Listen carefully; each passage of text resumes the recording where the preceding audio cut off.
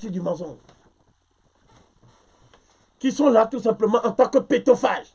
C'est-à-dire, il y a deux façons de péter. Quand on dit celui-ci pétille d'intelligence, celui-ci pète de bêtises.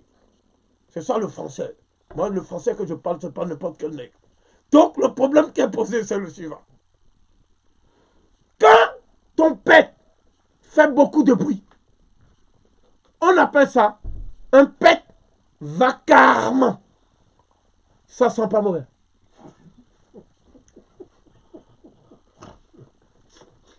Quand ton pet ne fait pas de bruit et que on entend juste, ça s'appelle le pet qu'on appelle c'est une silencieuse. Ça pue. Pourquoi? En fond, dans ma langue, on dit midion. C'est-à-dire que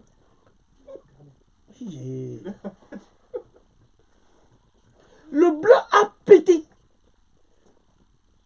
Ça n'a pas fait de bruit. Mais ça sent le dégât que même des masques à gaz ne peuvent pas atténuer cette odeur. Ils ont pollué le cosmos par cette silencieuse. De ces grandes régions de l'Afrique qu'on a transformées depuis 1885 en enclos. Les enclos où on vient traire les vaches maigres pour en faire des vaches maigres. Les assauts, hélas désordonnés, de quelques nègres qui sont en quête de reconnaissance du blanc. C'est que nous parlons trop des Noirs américains. Parce que les Noirs américains sont en fait, dans leur grande majorité, c'est toujours en rapport avec la suprématie blanche. Ils sont contre la suprématie blanche. Au lieu de faire une suprématie noire, premièrement, si les Noirs américains sont des aliénés, moi, mon travail, c'est un travail de négrothérapie qui permet justement la désaliénation. Donc, c'est là où il y a le plus d'aliénés que moi je dois aller. La deuxième chose, c'est que les Noirs américains sont en quête d'intégration. Et ils prennent les Africains de haut. Mais vous, les Africains, qui les prenez de bas, les Noirs américains, quel est l'acte par lequel vous leur avez tendu la main dans l'histoire? L'océan Atlantique est un vaste cimetière à ciel ouvert. Donc ce n'est pas une objection recevable. Le corps de leurs ancêtres, on a livré ces corps en pâture aux requins. Ou d'une manière générale, les afro-descendants, descendants de déportés africains, pas d'esclaves déportés, ils n'ont aucun compte à rendre dans l'Afrique. Et j'attends une contradiction logique et argumentée. Le reproche selon lequel, parce que l'Amérique est la société qui a le plus discriminé le noir dans les temps modernes et contemporains. Ce qui n'est pas sûr. Parce qu'il y a deux manières de discriminer. Il y a la discrimination sournoise. C'est ça que la France a fait. Combien de dirigeants africains, à part Sankara, sont partis à Harlem pour dire « Voici ma maison noire, je n'ai pas à aller à la maison blanche. » Nous nous déguisons en musulmans, en chrétiens et tout ça pour dire aux rares frères qui par leur propre argent, après avoir fait leur recherche génétique, viennent en Afrique. On leur dit « Venez, on vous invite dans une mosquée. » Est-ce que c'est digne des gens qui ne font que donner des leçons partout et qui sont aujourd'hui devenus un problème même pour le peuple noir? Telle est la position de Covid. Si nous étions des êtres humains dignes, c'est nous qui devions leur rendre compte. Et parmi ceux qui sont les plus dangereux pour l'avenir des nègres, il y a les nègres francophiles. Ça n'existe pas un métis. Ça n'existe pas un métis. Un métis est une catégorie spécieuse créée par le blanc pour trouver quelqu'un qui va s'opposer au noir. Mais le blanc qui crée cette opposition à deux catégories de métis. Il y a les métis qui ont décidé d'aller par effraction dans le monde des blancs. Et il y a les métis qui ont déserté le monde des blancs et qui vont en Afrique affronter les préjugés des nègres. Et il y a aussi celui qui ne dit pas je suis métis, mais qui dit que lui, il est africain. Donc ça veut dire que lorsqu'un métis prend position pour les noirs, il est radical. Ça veut dire qu'il prend le problème étymologiquement à la racine. Et il règle. Lorsqu'un métis est dans l'errance identitaire, c'est-à-dire postule l'existence d'une identité factice qu'il appelle l'identité métisse, il est dans quoi? Il est tout simplement dans ce qu'on appelle le rejet quotidien. Il y a des Africains qui sont en Afrique et qui n'ont jamais porté l'Afrique dans leur cœur.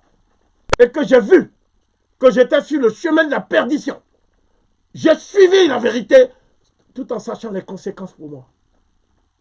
La première conséquence, rejet de ma famille biologique, qui a considéré les plus gentils parmi eux disent que je suis fou. Les autres disent, mais c'est un enfant qui de toute façon n'a jamais été responsable. C'est un irresponsable.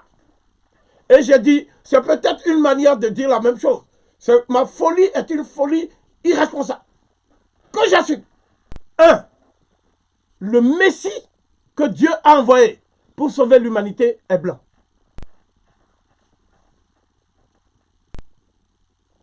Par contre, le simple fait d'être noir présume au statut servile. Voilà ce qu'on leur a enseigné. Et on a dit, c'est la Bible qui dit ça. Tu deviendras blanche par l'esprit et le cœur lorsque tu vas être une chrétienne fidèle. Oui, mais moi, je veux devenir blanche par la peau. Jamais un noir ne peut être lavé de son péché. Ça veut dire quoi? Ça veut dire que la couleur de peau du noir est l'empreinte indélébile et la marque infamante de son péché. Il n'a jamais été question de faire des noirs anglais. Les poètes sont faits pour rêver et pour faire rêver. Donc, si nous voulons faire la renaissance kémite, mais en créant des écoles de poètes, on est mal barré. Là, nous sommes dans les temps cauchemardesques. Il faut former des Kémitic Warriors.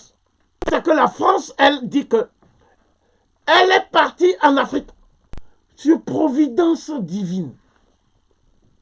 Dieu a dit aux missionnaires, aux explorateurs, aux fauteurs de guerre français, rendez-vous là-bas pour ramener l'homme noir de l'état de race inférieure à l'état de... Excusez-moi l'expression, elle va choquer. De singe imitateur du français. Des singeaux. Une race de singeaux, c'est-à-dire des petits singes. La France est le seul pays à dire que la colonisation est positive. Même la Grande-Bretagne ne le dit pas. La Grande-Bretagne dit la colonisation a été positive pour les Anglais. Mais elle n'a pas été positive dans l'absolu pour tout le monde. Cette nuance est très importante. Pour les Français, le racisme est une idéologie de gens qui sont moralement pervertis. Je dis bien moralement pervers et qui n'ont pas compris la leçon des droits de l'homme. Donc, la France a une conception du racisme qui est totalement dévoyée et pervertie. Et certains ont même dit, mais comment tu peux parler comme ça, sans trembler, alors qu'il y a même les renseignements généraux? J'ai dit, c'est parce que je suis déjà fiché comme multirécidiviste. tu ne peux pas craindre la même peine 1000 fois. J'attends seulement que tombe le couperet. Donc, nous savons que vous avez les mêmes capacités intellectuelles que nous. Prouvez-nous que dans la compétition économique, vous êtes effectivement dans la catégorie des winners et non pas des losers. Nous, les Noirs en France, on a toujours été des losers. En plus, j'ajoute quelque chose. Des losers pleurnichards. Déjà, tu as perdu. Et après, tu pleures encore. C'est quoi ça? Essuie tes larmes. Et tu profites de ta défaite. Pourquoi le noir ne parle jamais positivement du noir? Le noir, pourquoi il ne parle jamais positivement du noir? Eh bien parce que le noir, pour apprécier un autre noir, son semblable, il parle de la propagande des Blancs. La propagande des Blancs. Qu'est-ce que nous appelons la propagande? La propagande est une orchestration d'un mensonge qu'on distille pour donner l'illusion aux gens qui ne sont rien, alors que ce sont ces gens-là qui font votre fortune. C'est ça la propagande. C'est-à-dire les nègres anti-nègres. La pire espèce. La plupart des Noirs,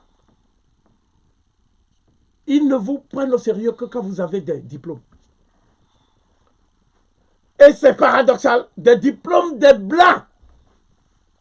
Si un Noir crée un diplôme, les Noirs vont dire non, ça n'a pas de valeur. Déjà même, de quel droit tu crées des diplômes? Est-ce que tu as même l'intelligence et la science infuse pour créer des diplômes? Qui t'a d'abord autorisé? C'est une manière de dire. C'est-à-dire, la première chose que les Noirs demandent aux Noirs qui sont dans la rébellion, c'est de quel droit tu te permets de parler comme ça aux Blancs? Eh bien, nous serions encore aujourd'hui en train de galoper comme des antilopes dans la savane. Si les Blancs ne sont pas venus. C'est un nègre que je ne citerai pas qui a dit ça. J'ai dit, les antilopes, mais elles courent vite. Galoper comme une antilope, c'est quand même mieux que de déambuler comme une tortue. Donc c'est une qualité. Nous étions dans notre savane de l'idolâtrie. On ne venait pas nous dire, ne vous mariez pas avec vos femmes. Parce que si vous voulez éclaircir la race, il ne faut pas prendre une qui soit encore plus noire que toi. Sinon tu es mal barré. Donc c'est ça le problème du noir. Pourquoi les leaders des organisations antiracistes et des associations antiracistes sont toujours des Blancs qui disent qu'ils ne sont pas racistes? Donc il n'y a pas plus dangereux que ces Blancs qui disent que le moteur de leur action, c'est l'amour qu'ils ont pour les Noirs. C'est l'évidence même. Un Blanc qui a de l'amour pour les Noirs ne peut pas être accepté dans le milieu des Blancs. Cela veut dire quoi? Cela veut dire que quand tu es un dirigeant d'une ONG des Blancs, une ONG blanche, composée de Blancs, c'est-à-dire tout l'état-major, le staff c'est blanc. Les Noirs ne sont recrutés que pour faire du recrutement d'autres Noirs. Et cela, ça veut voir. Comment peux-tu dire que tu as l'amour pour les Noirs? Parce que le système qui te permet d'avoir cette ONG, ce système-là ne peut pas te laisser là, à la tête, si réellement tu œuvres pour le bien-être des Noirs. En d'autres termes encore, ce que je veux dire pour que tout le monde puisse comprendre, tu ne peux faire aucun acte qui soit propice à ton émancipation sans ma signature. Or, on met sous tutelle les gens qui sont en fait des malades mentaux. Et c'est quoi la curatelle? On met sur curatelle des gens qui sont incapables Donc des gens qui sont des demeurés et des arriérés mentaux. Les travailleurs sociaux sont impliqués dans une logique de renseignement et je vais même plus loin de délation. Donc ça veut dire que le but, c'est de mettre la communauté noire dans une situation de tutelle et de curatelle qui favoriserait le contrôle mental intégral des Noirs. C'est ça le but. Voilà la position de Covid. Donne l'argent, hein? Tu veux mon bien? Tu veux que je sorte de la pauvreté? Non, il faut un stage. Pourquoi il faut un stage? Parce que vous, quand vous emmenez les Blancs en Afrique, et qu'ils n'ont aucun diplôme, et après vous les mettez tout de suite, l'ambassade de France les prend en main. Hein? Le consulat les prend en main. Et du jour au lendemain, ils deviennent des patrons en Afrique. Et vous leur faites faire des stages? La pauvreté, c'est une invention du diable. Si tant est que le diable soit différent du bon Dieu, dont on parle. Parce que nous ne comprenons pas pourquoi le bon Dieu laisse faire le diable. Il sait très bien sa capacité de nuisance. Et lui-même, il est le bien dans sa perfection. Pourquoi ne met-il pas un terme au mal? Si lui, réellement, il est omnipotent, c'est-à-dire il a tous les pouvoirs, mais exerce ton pouvoir. Pourquoi tu laisses des pauvres prospérer? C'est tout simplement une entourloupe qui enrichit Crésus. Mais si toi, un noir, tu vas chercher l'argent par tes propres moyens, on utilise ton pays d'origine pour te mettre le revolver fiscal et t'empêcher de prospérer chez toi. Alors que leurs entreprises à eux ne payent pas d'impôts chez nous. Les Africains dits francophones, qui sont tout simplement des franchouillards. Le blanc a inventé la notion de race. C'est la première illusion. C'est-à-dire que dans aucune langue africaine, le mot race ne peut être traduit de façon absolument adéquate. Donc, voilà pourquoi nous ne parlons pas le même langage. Même si parfois nous parlons la même langue. C'est-à-dire qu'ils soupçonnent les ancêtres des Français, les ancêtres des Italiens, Portugais, Espagnols, d'avoir fait un métissage honteux avec les nègres et les arabes. Voilà pourquoi ils ont ce côté-là, ce test. Ils disent les gens qui sont en Sicile, là, c'est les plus métissés. Tu vois? Donc les plus dégénérés. C'est ça la vérité. On ne va pas dire n'importe quoi. Les plus purs sang, c'est les Vikings. C'est les Islandais. C'est ces gens-là. Même Hitler, c'est un bâtard. C'est que les races humaines vont de ceux qui sont proches des animaux. Ce qu'on appelle la bête et la brute. C'est qui? C'est les pygmées. C'est les bushman. Ensuite, il y a les nègres, c'est-à-dire ceux qui sont proches du singe et qui sont simiesques. C'est les bantous. Les bantous. Bantou signifiant les hommes, ce n'est pas une race. Le mot bantou signifie les hommes, ce n'est pas une race. Ensuite, il y a ceux qui sont liés aux nègres vrais, dont je viens de parler. Mais qui sont quand même, ils ont quand même du sang venu d'Asie un peu. C'est les Hamites. C'est le cas des Tutsis, des Éthiopiens esthétiquement très beaux par rapport aux nègres adipeux et laids. Donc, lorsque vous posez ce problème, il arrive un moment où on vous dit que si vous voulez échapper au déterminisme biologique, il faut vous éclaircir. Il faut que la race soit éclaircie. Non! Parce que le sang noir, comme s'il y avait un sang noir, hein, le sang noir est trop fort. On va se métisser, on va faire des petits négrillons partout. Et d'autres ont dit non, les négrillons en question, ils seront d'abord mulâtres. C'est-à-dire croisement entre âne et mulet. Toujours cette description animale. Et ils seront ensuite carterons. Et ils seront ensuite presque blancs. C'est le presque qui est intéressant. Et parce que nous allons les obliger à se marier tout le temps avec des gens plus clairs. Jusqu'à ce que ça donne l'Uruguay. et l'Argentine aujourd'hui. Ça s'appelle un génocide par absorption des gènes. Voilà la vérité. Par exemple, quelqu'un qui est pauvre, quand il devient riche, il maltraite les pauvres. Et tous les pauvres rêvent d'être riches pour maltraiter les pauvres. Donc cela veut dire quoi? Cela veut dire que les blancs qui sont pauvres, lorsque vous dites voilà les vrais alliés des noirs, vous oubliez une chose. Ils ont été éduqués dans la même haine du noir que les riches. Je vais même aller plus loin, parce qu'on va me soupçonner ce soir d'être trop outrancier. Et comme je vais m'arrêter, je vais aller plus loin. En fait, le ressentiment contre les noirs est plus fort chez les pauvres blancs que chez les riches. Cela paraît paradoxal. Mais nous sommes là pour méditer les paradoxes. Le pauvre blanc, il rêve d'être le patron du noir. Parce que l'éducation dit la suprématie blanche est inscrite dans la logique de l'histoire. C'est ça que l'éducation dit.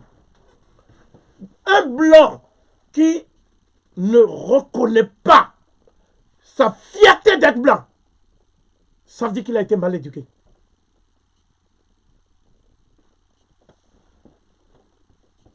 Souvent, c'est une fierté mal placée. Il m'est arrivé de donner de l'argent à un locoderme qui disait qu'il n'a pas mangé depuis 5 jours. Si je lui ai donné cet argent, ce n'est pas grand-chose, c'était 5 euros. C'est que d'abord, ce jour-là, j'étais riche. Et deuxièmement, je me suis dit, comment dans un pays riche comme la France, on ne mange pas depuis 5 jours? Non, Covid, tu ne peux pas faire ça. Parce que Amon-Ra sera contre toi. Et je lui ai donné l'argent. Tu sais ce que je me suis dit dans ma tête? Hein? Espèce de chien! Chien galeux! Tu ne mérites même pas que la gale même te lâche. Tu as des gens comme ça. Voilà pourquoi je ne leur donne plus rien. Parce que, dans le fond, il souffre quand tu lui donnes. Parce qu'il dit, même un négro me donne. Ça veut dire que je suis tombé bas. J'ai fait semblant de tourner. Au bout de 10 minutes, je reviens. Il avait déjà acheté un vin frélaté là, qui va l'empoisonner. Dès que je lui ai donné l'argent, il a attendu que je m'éloigne. Et puis il a dit, même les négros donnent de l'argent maintenant aux gens. Donc je me suis retourné. J'ai dit, tu as dit quoi? Il m'a dit, non, il ne parlait pas de moi. Il parlait de quelqu'un d'autre qui disait que les négros ne sont pas gentils. Alors que moi, je suis gentil. J'ai dit, donne-moi l'argent. Il dit qu'il appelle la police. Pour dire qu'on lui a donné de l'argent et moi, je vais récupérer ça. Donc, si j'ai parlé de cette manière, c'est parce que, au fond, tous les Blancs considèrent qu'ils sont au-dessus des Noirs. Quel que soit le diplôme du Noir, quelles que soient les compétences du Noir, au fond, un Blanc pense que le Noir a des diplômes, c'est vrai, hein? Mais c'est parce que la société fait que maintenant les esclaves se mettent des costumes. Sinon, c'est un esclave qui joue, qui fait le singe. Donc ça, on ne peut pas m'enlever ça de la tête. Parce que tous les rapports que j'ai eu avec les Blancs, c'était ce préjugé-là. Et certains me l'ont même avoué. C'est quoi un complexe? Un complexe, c'est tout simplement une manière de succomber à une vision idéalisée de soi-même. C'est ça un complexe. Dans le cas des Blancs, ce complexe se manifeste de 3 manières. Premièrement, le Blanc est un déficitaire immunitaire en mélanine. Et tous les Blancs, leur rêve, c'est d'aller en vacances, revenir pour qu'on dise tu es bronzé. Hein? Tous les Blancs. Et plus ils sont bronzés, plus on dit ah, vraiment tu as été loin vers le midi là-bas. Goethe appelle ça l'attrait irrésistible du midi. Goethe. Donc, ça veut dire quoi? Ça veut dire que tous les Blancs savent qu'ils ont un problème avec le soleil. Que leur peau peut se désintégrer. Plus ils sont comme le Viking, celui qu'on appelle supérieur, plus ils sont en danger de mort quand ils s'avoisinent le soleil. Ce qui leur a permis de s'en sortir un peu, c'est les crèmes solaires là. Sinon, c'est le cancer de la peau. Automatiquement. Les Blancs sont menacés de ce que j'appelle la phobie cancérigène de l'épiderme. Voilà ma position. Et personne ne peut contester sur la terre. Puisque les Blancs, même qui écoutent, savent que le gars dit vrai. Deuxième complexe que le Blanc a. Le Blanc sait que quand il voit un Noir, quand il voit la foulée de Usain Bolt, qu'est-ce que le Blanc dit? Je prends leur propre commentaire. Hein. Bien. Parce que moi, je me retranche derrière les locodermes. Hein. Sa foulée dégage une allure régulière et naturelle. Ah. Bon. Ça, c'est complexe, c'est évident. C'est-à-dire que quand il y a un 100 mètres de Jeux Olympiques finales, il n'y a que des Noirs. J'ai jamais vu un Blanc. On dit les athlètes kenyans dégagent un style gracile, élégant et naturel. Les athlètes kenyans. Mais ils disent non, c'est parce qu'eux, ils vivaient dans les hauts plateaux. Donc, ils n'ont pas le même rapport avec l'oxygène. Non, on parle de la lune. Toi aussi. Je parle de la lune. C'est pas l'oxygène. L'oxygène, tout ça. Bon, d'autres. Et puis, quel oxygène vous avez? Bon, ensuite, il y a l'autre problème aussi. Et ça, c'est un problème pour les Blancs. Même quand la nature ne dote pas bien l'homme noir, quand les femmes noires, les femmes leucodermes, passent par le filtre de l'épreuve phallique du nègre, qu'est-ce qui se passe? Ces femmes disent que elles n'ont jamais eu cette impression, tu vois, d'endurance. Alors que c'est faux. Tous les Noirs ne sont pas endurants. Enfin, ça peut peut-être... Je n'ai pas été vérifié. On pourrait peut-être demander à Delanoë ce qu'il en pense. Tous les Noirs ne sont pas endurants. Mais il y a le mythe de l'endurance collé au Noir. Ce que Adotevi a appelé le phallus kilométrique du nègre. Adotevi. Bon, donc ça veut dire quoi? Ça veut dire que pour le Blanc, lorsque sa femme passe par cette épreuve, elle est perdue pour les Blancs. Et beaucoup de femmes leucodermes, hein, elles tombent sur des nègres absolument, des sauvageons. Et elles reviennent toujours chez les nègres. Un jour, j'ai demandé, pourquoi vous revenez toujours? Et l'une d'entre elles m'a dit, c'est même pas tellement le sexe, c'est la sensation de chaleur que tu dégages. J'ai dit, ça me rappelle King Kong. Waouh! Le racisme est un complexe refoulé d'infériorité que le Blanc a sur lui-même en raison d'un certain nombre de qualités dont il sait qu'il n'est pas doté. Voilà ce que j'ai dit. C'est ça le racisme. J'ajouterai à ça des traits que lui-même reconnaît. Il reconnaît qu'il n'est pas chaleureux comme le Noir. Il reconnaît qu'il n'est pas empathique. Il reconnaît qu'il n'est pas résilient. Il reconnaît qu'il ne connaît pas le pardon. Parce que j'avais déjà dit qu'il est haineux, hargneux et teigneux. Je l'avais déjà dit, je ne vais pas répéter 1000 fois la même chose. C'est-à-dire le Blanc, pour se donner l'illusion qu'il ne ressent pas sa propre infériorité dans le refoulement, il va créer des rapports de force brutaux pour que le Noir puisse être ravalé au niveau de quelqu'un qu'on a dompté pour revendiquer et assumer le sentiment de sa propre infériorité. Donc le racisme n'existerait pas s'il n'y avait pas le sentiment d'infériorité créé chez le non-blanc. Parce que les gens considèrent que le blanc n'est pas un problème. Or, le blanc, il a besoin du racisme pour se donner l'illusion d'avoir des gens qui lui sont inférieurs. D'où le titre, le racisme est un problème de blanc. Le noir ne s'était jamais senti inférieur, n'avait pas besoin de faire de l'antiracisme. Puisque le noir vit dans son environnement et s'assume comme il est. Mais ils ont réussi à créer des Michael Jackson, des gens comme Kofi Olomide, hein, des gens comme Sassou Nguesso, qui se décapent la peau, hein, pour ressembler à quelqu'un qui lui-même éprouve le sentiment du déficit immunitaire. Parce que le blanc est un mutant. Tu vois, donc le problème, il est là. Donc le blanc, tous les noirs qui ont mis le doigt sur ça, parce que ça, c'est le talon d'Achille des blancs. C'est ce qui cache. C'est le vice rédhibitoire. C'est ce qui cache.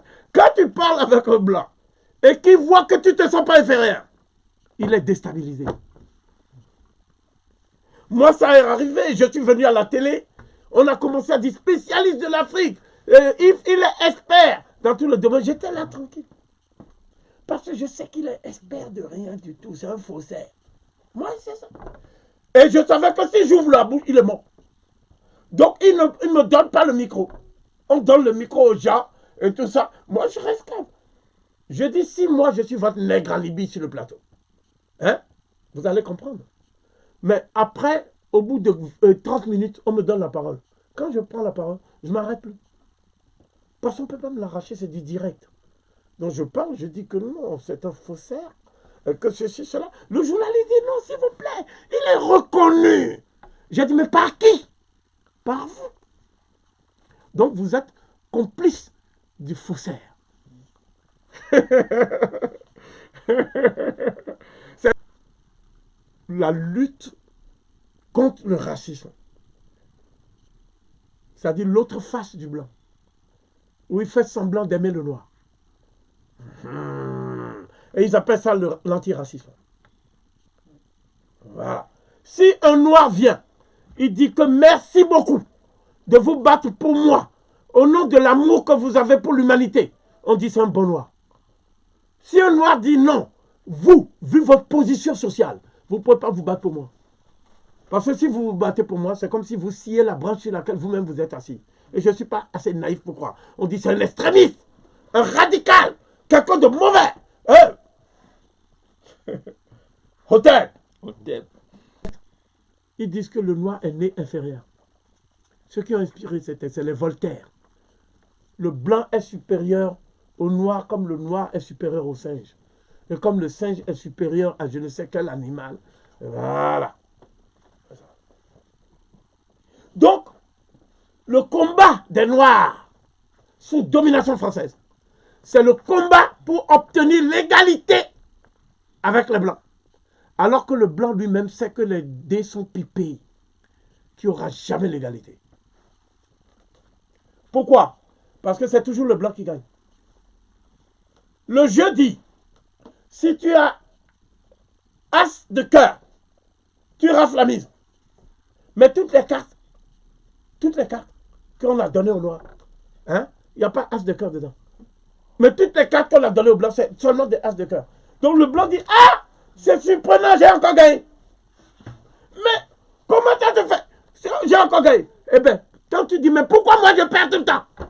Le blanc te dit, c'est parce qu'il y a quelque chose en toi qui fait que tu ne peux pas gagner. Tu vois?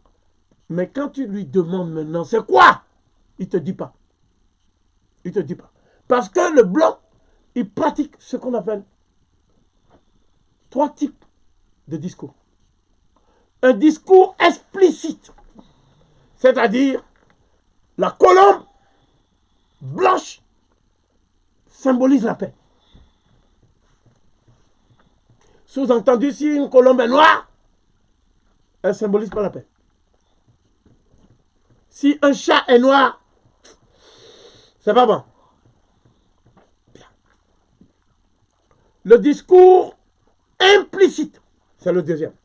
C'est-à-dire, la colombe elle-même n'a jamais demandé à symboliser la paix. Mais comme moi je suis blanc, je dis que la colombe étant comme moi va symboliser les qualités positives. Voilà. Et il y a le non-discours. Le non-discours, c'est quoi? C'est les sous-entendus. Voilà. C'est-à-dire que, mettons-nous tous autour d'une colombe blanche, hein, et on forme une ronde, la paix. Pendant ce temps, il est en train de piller ton pétrole. Il est en train de tuer chez toi. Il est en train... Et il fait des grandes rencontres. Et les plus grandes rencontres s'appelaient le concert des potes. SOS racisme. La main jaune. Touche pas à mon pote. Et quand moi je vois ça, je dis, hé, toi mon pote. Mais tous les noirs sont là-bas. Parce que là où il y a à se trémousser, là où il y a à attraper des leucodermes, des femelles leucodermes, là où il y a à jouer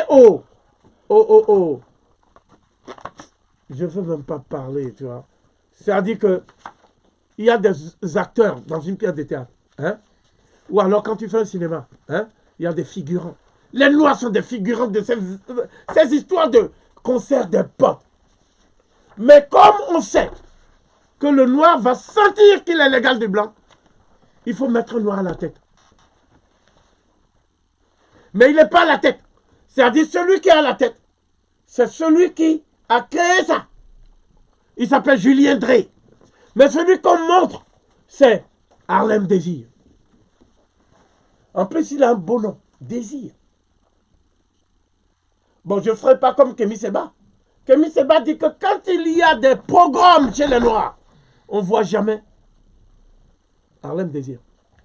Donc, il ne faut plus l'appeler Harlem Désir parce que Harlem, c'est la ville des Noirs aux États-Unis. Il faut l'appeler Jérusalem Désir. J'ai dit non, toi aussi, Kémy, ouais.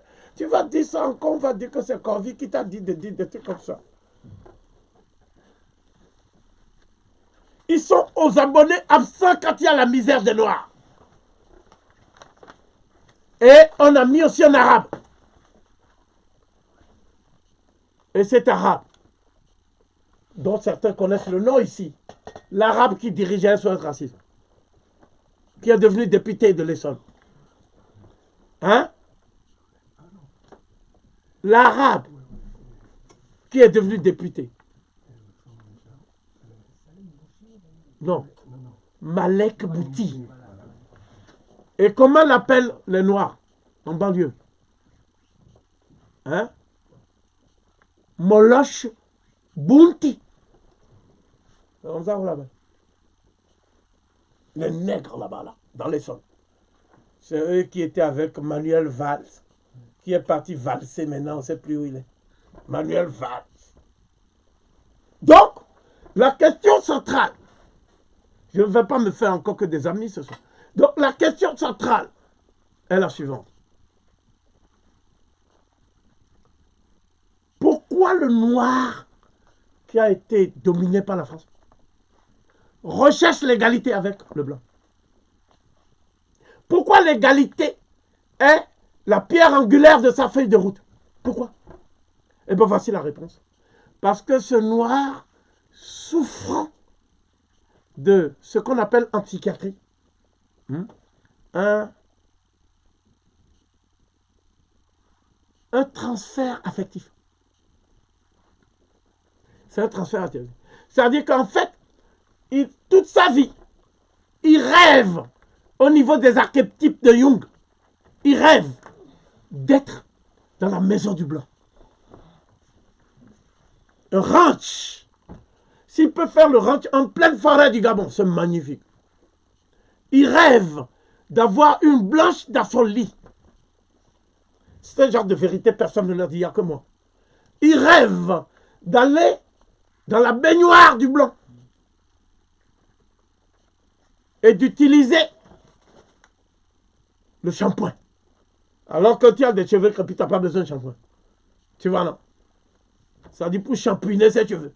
Et après, il va à la table du blanc. Et il dit au blanc qu'il le prend toujours pour l'esclave. Compte tenu de l'éducation reçue. Qui est viscéralement négrophobe. On me démontrera par le contraire personne. Qu'est-ce que le blanc dit? Et depuis quand tu es à table et moi je sais. Il dit, mais j'ai un doctorat. À la Sorbonne. On dit, tu veux que je te rappelle qui tu es? Macaque, lève-toi. Et donc, il dit que pour la première fois, il a senti que le blanc est raciste. Alors que jusque-là, il le prenait pour son pote. Puis il ne se touche pas, mon pote. Ce que lui, il oublie, c'est qu'il y a des potes plus potes que les potes. Nous sommes des faux potes. Personne ne nous aime. D'abord, ce n'est pas de l'amour qu'il s'agit. L'amour est un sentiment d'empathie que tu as pour quelqu'un que tu respectes. Ne mettons pas l'amour avant le respect. C'est le respect que les Chinois demandent. Ils n'ont jamais demandé l'amour de l'Eucoderme. Jamais. Et ceci à cause de l'enseignement de Confucius. Que Confucius lui-même a pris en Afrique. Ça veut dire qu'à une certaine époque, le noir ne demandait pas l'amour. Le noir imposait le respect. Il faut que le nègre comprenne ce que je dis, moi. Moi, je ne suis pas n'importe qui. Moi, quand je parle, je suis envoyé. C'est-à-dire que, à travers ma voix que vous entendez là, c'est les ancêtres qui dictent tout.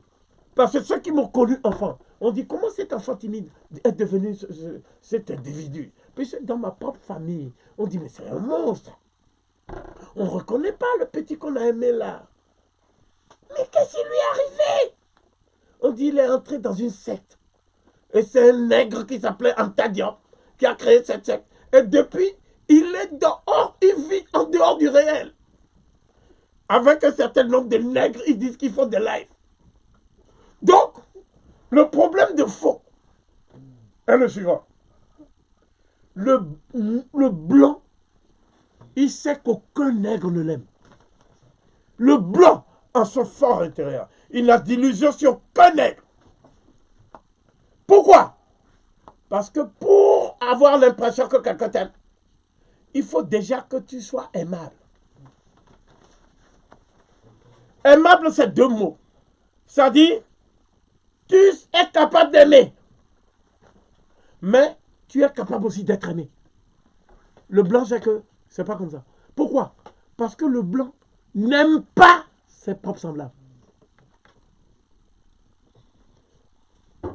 Si vous voyez comment les Grecs et les Romains traitaient les Slaves, non! C'est la haine du blanc contre le blanc qui a donné l'institution qu'on appelle l'esclavage. Et cette haine du blanc contre le blanc, c'est la haine de l'humain. La haine de la vie humaine. C'est la haine de soi. Et cela s'appelle, en langage convenu, l'autophobie. L'autophobie, c'est pire que l'aliénation. L'autophobie, c'est la haine de soi. Et comme le blanc nous a transféré ces fantasmes, eh bien nous-mêmes, on se hait.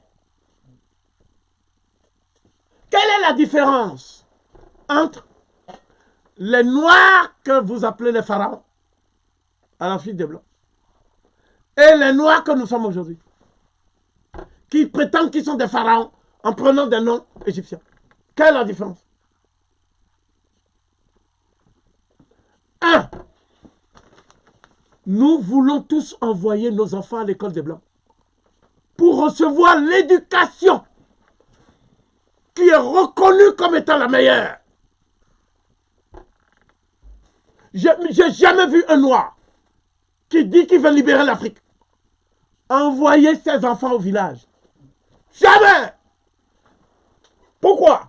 Parce que les gens qui sont au village, dans notre langage, quand nous parlons entre nous, on voit quelqu'un qui débat qui a des manières gauches là. Hein? On dit, mais c'est un villageois. Est-ce que quand il ment, même si je mens, est-ce que c'est honnête que je vais mentir? Est-ce que je suis capable de mentir à l'être humain? Donc, j'ai dit que c'est notre propre conception du racisme qui est fausse, erronée. Le noir n'est pas traité de sale nègre parce qu'il est inférieur.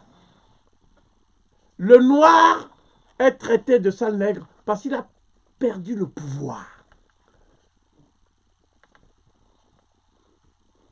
Quand le noir avait le pouvoir, tous les blancs, et c'est la preuve que les blancs n'ont pas toujours cru qu'ils étaient supérieurs aux noirs. Tous les blancs rampaient. Un des points obscurs de l'historiographie européenne, c'est quel était... C'est Cheikh Anta Diop qui a dit ça. Cheikh Anta Diop a dit, si les Blancs ont le courage intellectuel et moral de faire ce genre d'études, j'aimerais qu'ils étudient l'acculturation de l'élément leucodermant en terre nègre d'Égypte. Ils ont le courage. Les archives sont là. Des fois, ils nous demandent, mais pourquoi vous pensez que le blanc vous déteste? Depuis la nuit des temps, vous avez été esclave. Je dis ça dépend de quelle nuit et de quel temps. Parce que vous-même, vous savez très bien que la raison pour laquelle vous n'enseignez pas à vos enfants les tests grecs sur l'Égypte, c'est parce que les Grecs avaient une culture d'humilité devant l'Égypte. Le grec était considéré comme quelqu'un à qui il ne faut pas avoir de contact physique. Pourquoi? Parce que c'est un lépreux. Un lépreux. On dit, Kofi, pourquoi tu n'enseignes pas ces textes? Comme ça, on va t'exécuter. Moi, je dis ceci. Mon but étant le rapprochement des peuples. Je ne peux pas encore ramener du réchauffé dans la haine. On a dit, chaque fois, tu t'en sors. Je dis oui. Pourquoi? Parce que vous dites que moi, Kofi, je vais retomber sur mes pattes. Est-ce qu'avant, je marchais sur la tête? J'ai toujours marché sur la patte. C'est vous qui marchez sur la tête. Vous vivez dans une mythomanie mémorielle, un mensonge collectif que seuls les gens bipolaires, les malades, qui souffrent de dédoublement peuvent faire. Vous parlez de la prédominance de la civilisation grecque. Mais vous savez bien qu'il n'y a pas de civilisation grecque. Il y a ceux qui ont transmis la civilisation aux Hellènes. Et ceux-là, c'est les Mycéniens. Et vous les avez exterminés. Et si physiquement on les voit, ils sont de peau sombre. Donc vous ne voulez pas dire au monde qu'il y a la grecque pré-hellénique. Et que cette grecque, c'est elle qui est à l'origine de toute la mythologie. Le Minotaure, le taureau de Minos. Hein? Alors, vous ne voulez pas le dire. Ça veut dire quoi? Ça veut dire l'histoire de l'Occident, jusqu'à nos jours, n'a été que l'histoire d'une succession de guerres et de génocides. Voilà la vérité. Voilà, c'est tout. Voilà, j'ai même pas besoin d'aller plus loin. Ça veut dire quoi? Ça veut dire aussi que l'Africain doit cesser de penser que les Européens vont venir pour résoudre nos problèmes de guerre intestine. L'Européen ne prospère que dans la guerre. Quand tu n'as pas de ressources, quand tu n'as pas d'institutions, quand tu n'as rien, tu déambules comme nomade, dans le froid. Hein? Qu'est-ce qu'il te reste à faire? Faire la guerre pour butiner, c'est-à-dire aller chercher du butin. Je suis le seul à être capable de le faire. Il y a beaucoup de gens qui s'agitent. Mais l'agitation est même la preuve qu'il y a un manque de sérénité.